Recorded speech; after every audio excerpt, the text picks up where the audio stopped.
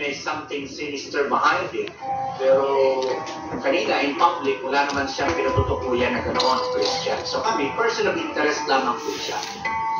Pero sa inyo ba, as far as power is concerned, nakabase lang po ba kayo doon sa nalaman na o napagalaman na ng pagko? O meron kayo sariling investigasyon kung saan meron kayo nakuha additional about Harry Roque? That's a very good question, Christian. Siyempre, hindi naman tayo aasa lamang sa mga dokumento o testimonya ng isang ahensya. Kami rin po ay nag-aalukay sa ngayon. Hindi lang tungkol kay Roque, kundi patungkol na rin sa ilang mga individual na may kinalaman sa pogong ito. Sapagkat may mga nakikita tayong mga pangalan na pwedeng maugnay dito sa problema sa PORA.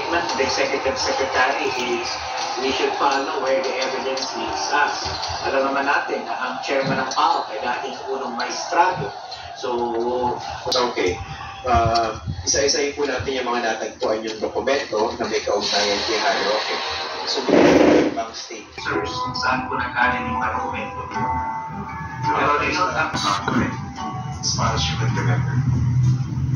Parang dalawang bangko, hindi ako nagkakamali. Hindi ko napapangalanan yung bangko, pero counter deposits sila, Christian. Joint account, kasawa,